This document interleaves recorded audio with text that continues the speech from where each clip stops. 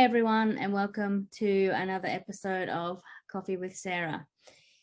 Yes, I've had a few coffees this morning. So, let's get started. That's good. Today's topic is how to be a good student. I know that many people think it's really the teacher's responsibility to teach you. You just need to sit back and learn. But there's a lot that you can do as a student to get the most out of your lessons.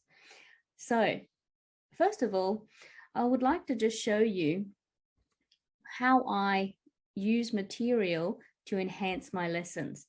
If you're getting lessons from a native speaker, really your goal is simply to focus on speaking and practicing using correct grammar and correct collocations, correct phrasal verbs, not just to sound like a local, but to use the language correctly so you'll be understood and to have a really good time when you go out in the world and use your new language.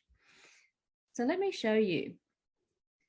I'll just share my screen with you. I just want to show you the kind of lesson plans that I use. Sometimes they can be very colorful. So for example, here we have starting with our beginner lesson, and we go through, I think sometimes it's underestimated how important small talk is. So that's talking about the weather, talking about hobbies. And then as you progress, you're going to start to need to add to your vocabulary, which will involve slang, things you might see in social media. And then you've got idioms, phrasal verbs, and really great tools like icebreaker questions, which will help you to start a conversation and to sound interesting. People love to have interesting conversations. Now, as you progress, you want to add some more difficult vocabulary. Again, continuing to add really important slang and phrasal verbs. Now, finally, I do usually have, and I'm going to restart this again, a monthly newsletter that just keeps you excited about learning English and keeps you having fun. I have TV show recommendations. I have a little bit about history and culture because I feel like these are things that are also very important to learn.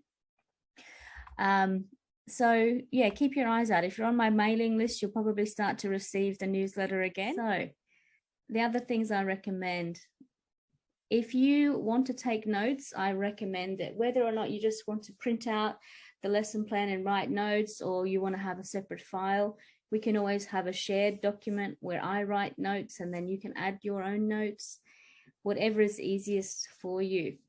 I recommend as well keeping a small file either on your phone for new words. You should be adding new words that you hear, whether it's on TV or you read them in a newspaper or you hear someone say them. Write them in your own word diary. And then you can even message me or email me, so then we can discuss those new words in the next lesson. This is what will make your lesson as real and live as possible, so that you will come across that word again. You'll know exactly what it means. You'll start to use it. It'll enter your everyday vocabulary.